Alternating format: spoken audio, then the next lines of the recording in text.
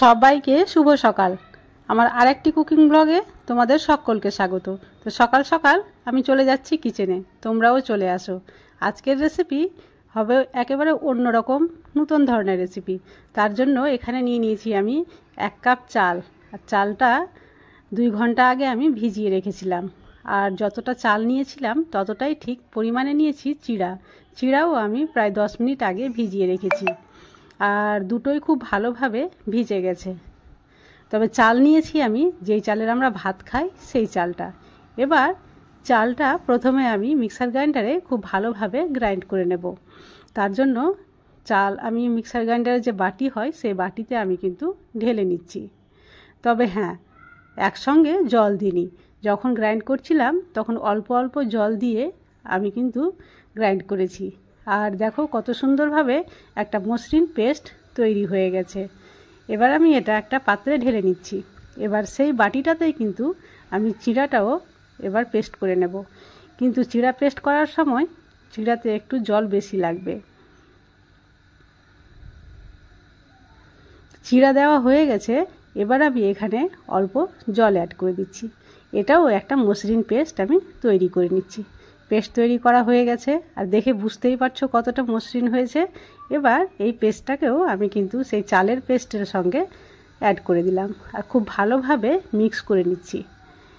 এবার আমার একটু মনে হচ্ছিল যে মিশ্রণটা ঘন হয়ে গেছে, তাই অল্প জল দিয়ে আবারও একটু মিক্স করে নিলাম। এবার একটা নিয়ে নিয়েছি ছিদ্রযুক্ত বড় থালা, আর সেই থালাতে নিয়ে নিয়েছি ছোট ছোট একই মাপের বাটি। আর সেটাতে অল্প করে তেল ব্রাশ করে নিচ্ছি যাতে খুব ভালোভাবে উঠে আসে। আমি লবণ দিতে ভুলে গেছিলাম, তাই লবণটাও দিয়ে দিলাম। লবণটা একটু নিজে পরিমাণ মতো বুঝে দেবে আর কি, খুব বেশি হয়ে গেলে আবার খেতে ভালো লাগবে না। এবার আমি এখানে দিচ্ছি 1 প্যাকেট ইনো। তবে তোমরা যদি ইনো দিতে না চাও বা তোমাদের হাতের কাছে ইনো না থাকে, তাহলে তোমরা এখানে দিয়ে দিবে বেকিং পাউডার এবং সোডা। তবে বেকিং পাউডার দেবে 1/2 চামচ আর বেকিং সোডা দেবে 1/2 চামচেরও 1/2 চামচ, মানে 1 চামচের 4 ভাগের 1 ভাগ। আর আমি যেহেতু ইনো দিয়েছি, দেখতেই পাচ্ছ ফুলে ফেপে একেবারে বাটি ভর্তি হয়ে গেল। আর ইনো দেওয়ার সঙ্গে সঙ্গে কিন্তু এটা আর বেশিক্ষণ রাখা যাবে না, তাই বাটিতে আমি এইভাবে দিয়ে দিচ্ছি। সবগুলো বাটিতে আমি প্রথমে 2 চামচ করে দিচ্ছি, তারপরে কিন্তু আবারও 1 চামচ করে দিয়ে বাটিগুলোতে সবটা দিয়ে দেব। তবে বাটিগুলো সম্পূর্ণ আমি ভরে দিইনি, একটু কিন্তু ফাঁকা রেখেছি, কারণ এটা পরে কিন্তু ফুলে অনেকটাই বড় হয়ে যাবে বা ডবল হয়ে যাবে। এবার গ্যাসের ফ্লেম অন করে আমি আগে থেকে একটা হাঁড়িতে জল গরম করতে দিয়েছিলাম, আর সেটার উপরে এই ছিদ্রযুক্ত যে থালাটা ছিল সেটা বসিয়ে দিয়েছি, আর একটা থালা দিয়ে খুব ভালোভাবে ঢেকে দিলাম। আর গ্যাসের ফ্লেমটা একেবারে মিডিয়াম টু হাই রেখে প্রায় 15 মিনিট এইভাবে আঁচ দিয়ে দিয়েছি। আর 15 মিনিট পরে কিন্তু দেখতেই পাচ্ছ কত সুন্দরভাবে হয়ে গেছে। আর এটা কিন্তু এখন ঠান্ডাও হয়ে গেছে, আর ঠান্ডা না হলে কোনোভাবে এখান থেকে উঠে আসবে না।